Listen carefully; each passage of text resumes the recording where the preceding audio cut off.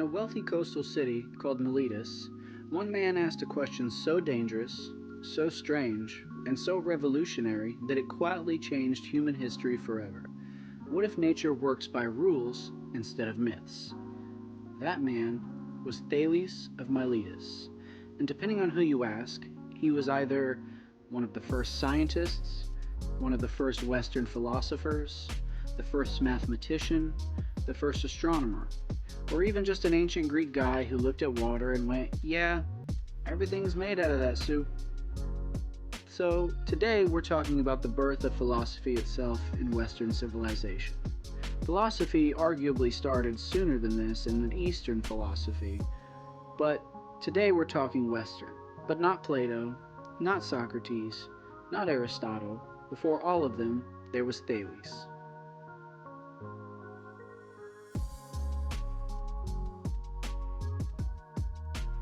Before Thales, most civilizations explained reality through mythology. And mythology wasn't primitive stupidity, and that's important. Myths were sophisticated cultural operating systems. They explained the culture's morality, their politics, their seasons, their deaths, their war, their life, and even cosmic order. The ancient Greeks inherited stories filled with gods and titans, chaos monsters, divine bloodlines, and supernatural causes for them. But something weird was starting to happen in Miletus. Miletus was rich. It was a trade hub between Greece, Egypt, Babylon, Lydia, and the Near East. This mattered enormously because when the cultures started to mix, certainty starts to die. You start seeing that different civilizations all believe completely different mythologies, stories about reality. And once you realize everybody has a cosmology about the reality around them, you start wondering whether any of the cosmology is objectively true. That crack in that certainty, that's where the philosophy was born. Now, the frustrating thing about Thales of Miletus is that we know almost nothing about him directly. He wrote no surviving texts, unfortunately.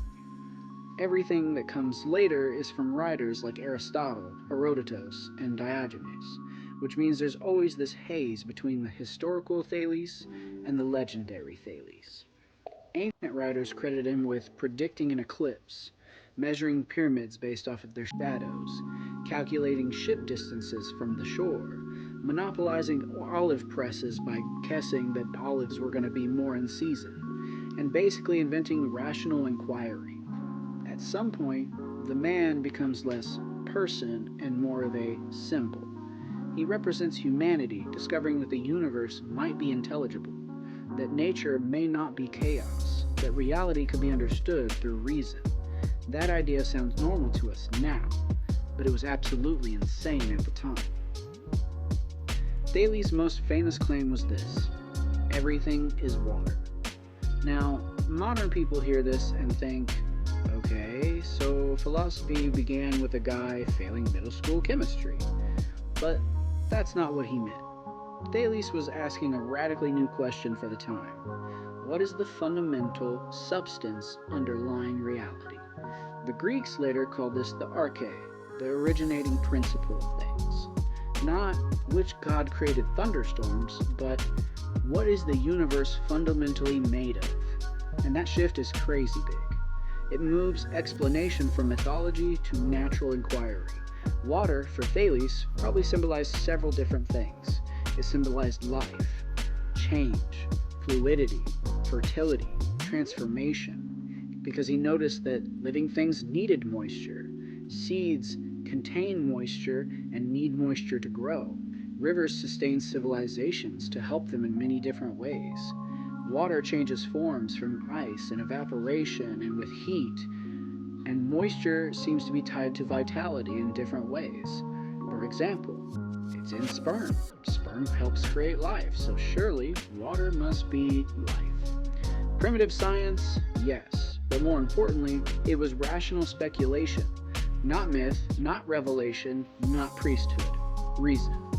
For the first time in recorded Western thought, somebody tries explaining the cosmos without supernatural storytelling, and that's the real revolution we're here today with. This is where Thales becomes genuinely terrifying, because once you say, nature operates according to principles, you unintentionally begin destroying mythological authority. If lightning has a natural explanation, you don't need Zeus anymore.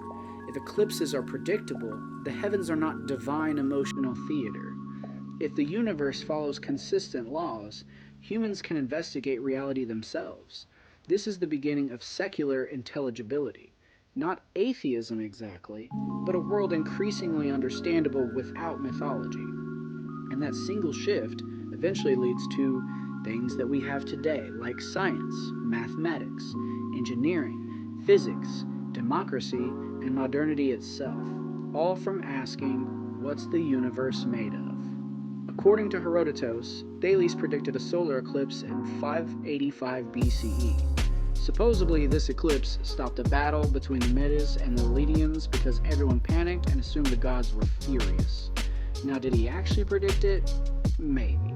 Scholars debate this endlessly back and forth. Some possibilities. He had Babylonian astronomical knowledge, and he just used it to figure it out. He predicted a general time period. Later writers could have exaggerated the story, or it's partially mythical and not real. But honestly, the historical accuracy almost matters less than the symbolism, really. The Greeks remembered Thales as someone who could intellectually penetrate cosmic events. That memory tells you how revolutionary rational explanation felt. Ancient sources also credit Thales with bringing geometry from Egypt into Greek thought. He allegedly measured pyramid heights using shadows, which sounds suspiciously like the beginning of applied mathematics. One theorem associated with him is, if A, B, C lie in a circle where AC is a diameter, then ABC equals 90 degrees, known today as the Thales theorem. Whether he literally invented it is unclear, but the Greeks associate him with the idea that mathematics could describe reality nonetheless. And that is another civilization-altering idea, because mathematics is weird. It suggests the universe has structure beneath the appearances, a hidden order, logic, grammar to it. Thales is among the first Western thinkers to trust that reality is intelligible through abstraction.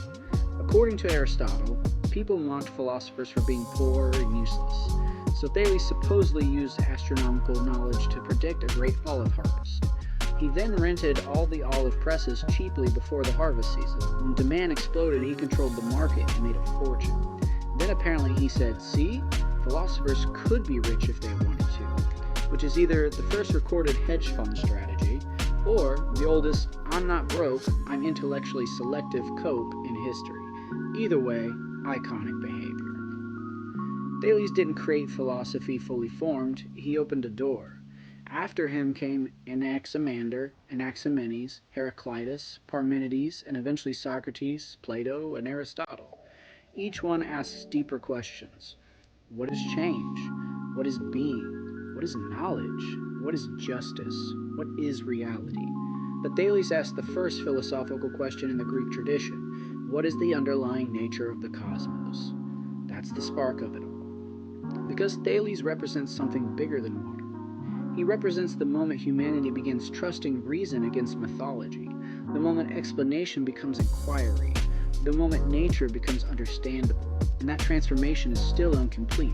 Even now, humans constantly drift back towards mythological thinking, conspiracy theories, tribal narratives, magical explanations, emotional reasoning disguised as truth. Thales matters because he begins a tradition that says reality does not care what comforts you.